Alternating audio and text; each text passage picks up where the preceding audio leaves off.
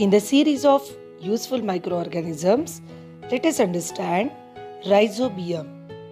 Rhizobium is a soil bacteria that live in symbiosis with the root nodules of the leguminous plants.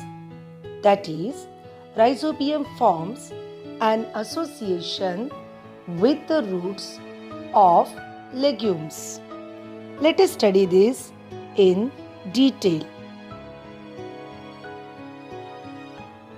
Rhizobium, symbiotic bacteria.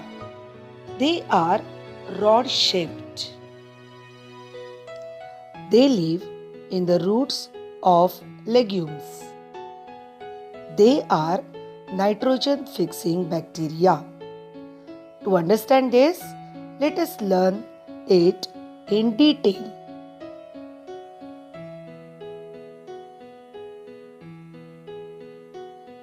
First, we need to understand what are legumes.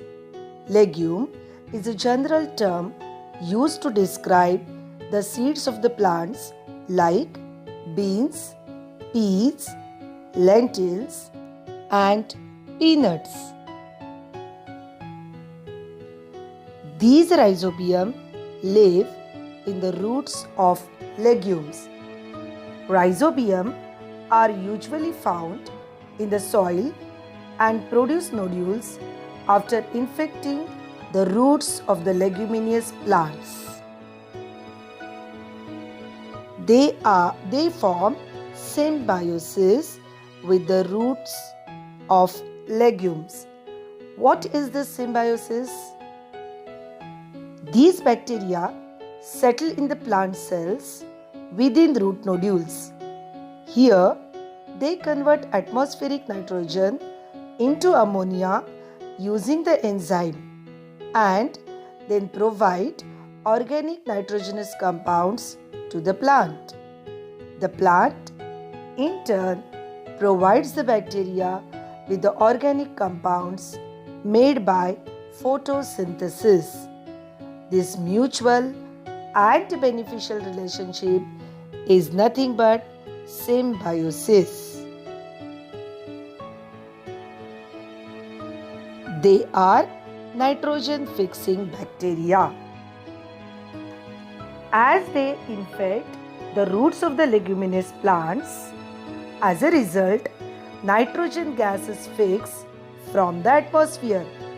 This is nitrogen fixation. Children, in previous lesson in nitrogen cycle, you have studied about nitrogen fixation. The same nitrogen fixation is done by this Rhizobium symbiotic bacteria. Nitrogen fixation is the essential biological process and the initial stage of nitrogen cycle. This fixed nitrogen is utilized by the plants for their growth and development. When the legume dies, there will be breakdown of legumes. As a result, rhizobium is released back to the cell where it can infect a new host and can continue nitrogen fixation. So, legumes form a symbiosis with nitrogen fixing bacteria, that is rhizobium. For this reason, these rhizobium bacteria are helpful in crop rotation used in many agricultural traditions. You might have studied in geography that in agriculture how crop rotation works economically. These rhizobium bacteria helps in nitrogen fixation with crop rotations. Now, let us understand what are the uses of rhizobium.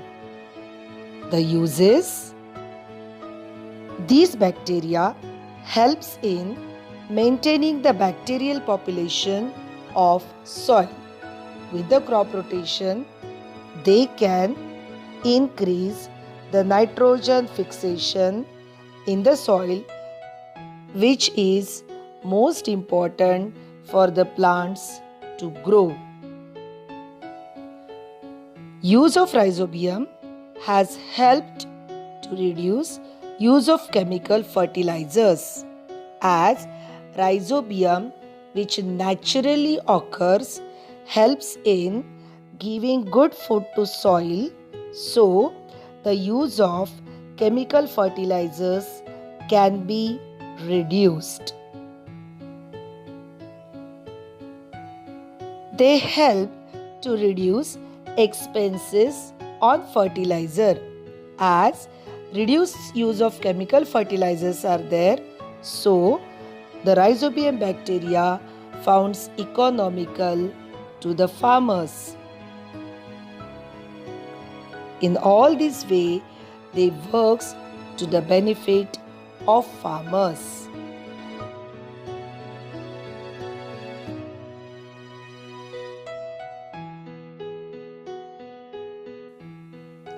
Yeast, useful microorganisms.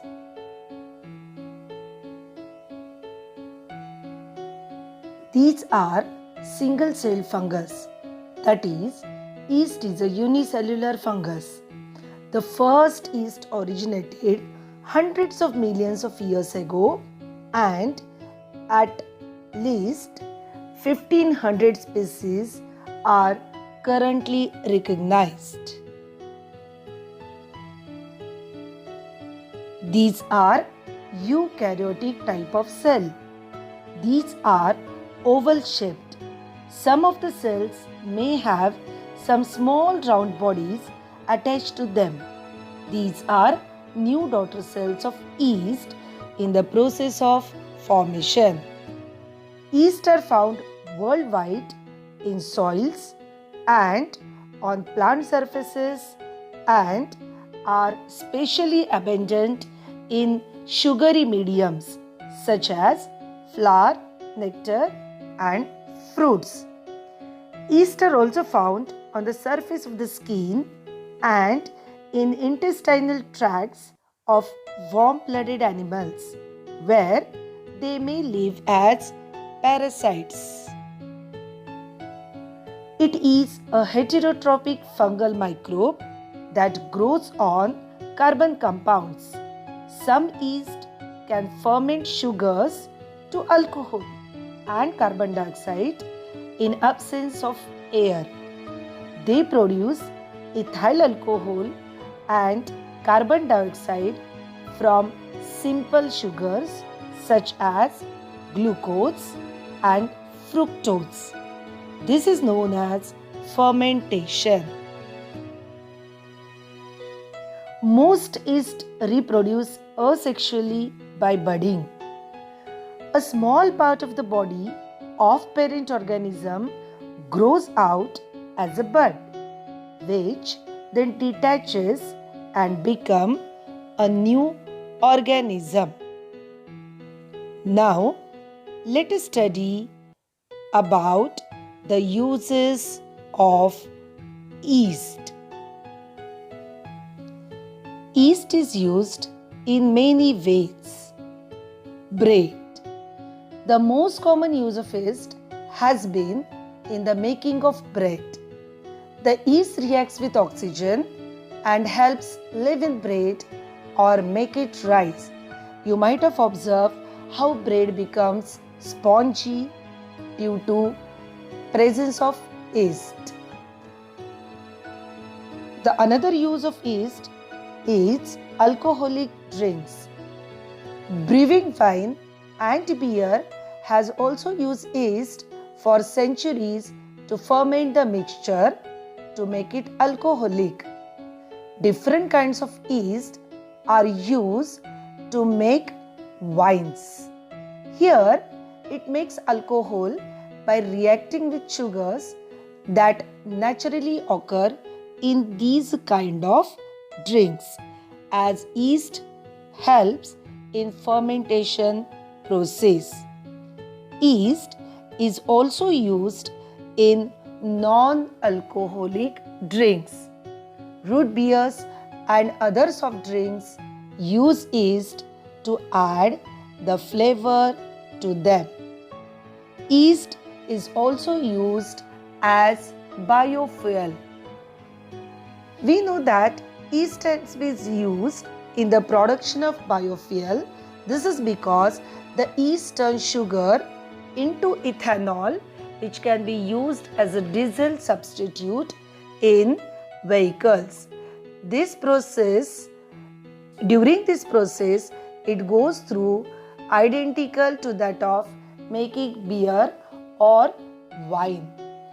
Spirit and other alcohols can also be obtained from ethanol. Ethanol is a smokeless and high quality fuel. Glucose and fructose, the sugars present in the grape juice, are also fermented with the help of yeast to produce the alcohol which is used for making wines. Yeast is also used in probiotics. We have studied probiotics regarding to lactobacilli, but many of the probiotic drinks available now, they use yeast as a supplement to it. What is it? Many vegetarians use yeast as a supplement due to low protein and vitamin amounts in their normal diet.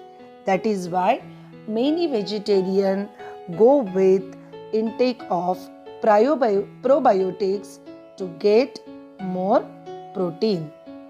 Yeast is used as bioremediation. What is this?